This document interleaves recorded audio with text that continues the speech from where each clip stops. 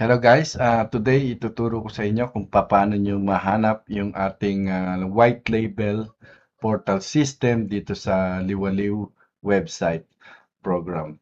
So anyway, meron tayong dalawang klaseng portal system, yung isang white label and kiwi.com portal system kung saan pwedeng makahanap ang inyong mga clientele or maging kayo na magbubook para sa inyong mga clients. So basically, nandito lang siya dito sa Explore and Book. Merong drop-down menu rito. Makikita nyo ang flights and hotels, attraction and tours, rental cars, trains and ferries, events and experience. So, sa pagbubook ng flights, very simple lang ang gagawin natin.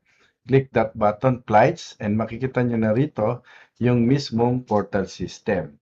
So, let's say, try natin na mag-book tayo from Toronto.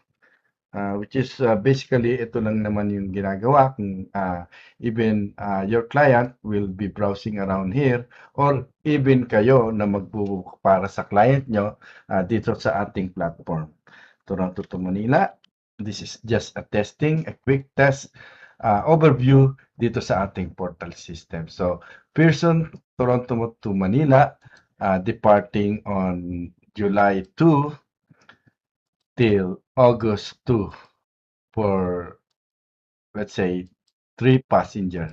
So ito pong sistema na to na ginagamit natin is what normally called sa online travel agency na aggregator kung saan uh, ang ang supplier or ang portal system natin ay nagbabato sa iba't ibang platform ng mga online travel agency. And tinatawag yon normally na aggregator kung saan ang hinahanap nila na mga flights ay yung pinakamurang available sa iba't ibang company. So mapapansin nyo rito, mabababa ang presyo ng ticket for that specific flight na hinahanap natin. So, ang gagawin nyo lang is kung ano yung pinakatingin nyo na pwedeng maibigay nyo sa client nyo na pinakamura is the better. So, dito, tingnan natin itong cheapest sample here.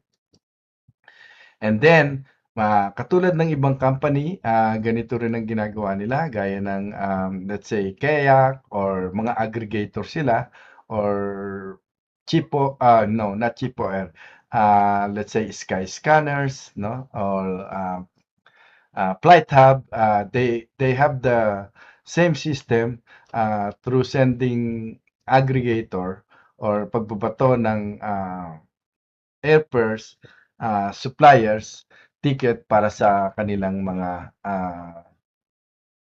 airline na kanilang pinoprovide sa bawat kliyente. So dito makikita nyo, 6,305, 6,305, they are both all in different aggregator company, no? So GoToGate, FlightNet, FlightNet Network, and also mytrip.com, which ito ay associate sa travel payouts, no?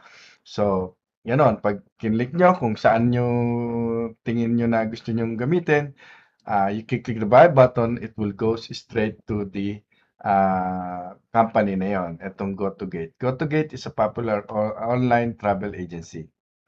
So, tignan natin kung ano yung available dyan. Then, of course, i-click nyo lang. Then, tignan natin. Medyo matagal. Something went wrong. Okay, ito na siya. So, actually, mas bumaba pa yung ticket, no? When we click dito sa pinaka-portal system nila, no? So, tignan natin to. Pinakamura. I-try na muna natin itong isa na to. And then from here, meron silang second option, flexible ticket. Mamili kayo kung ano yung pinaka tama o eksakto para sa hinahanap ng client nyo. So, this time, kung ang client namin ay naghahanap lang ng pinakamura, we click the cheapest one dito sa system nila. Tignan natin.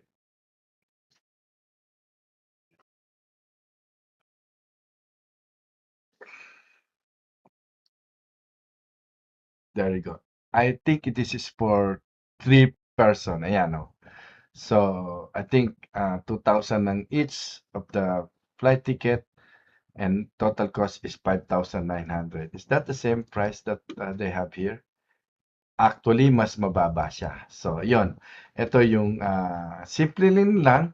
Of course, ang mangyayari is ilalagay lang information ni client dyan, yung email, uh, phone number, at information ng passenger.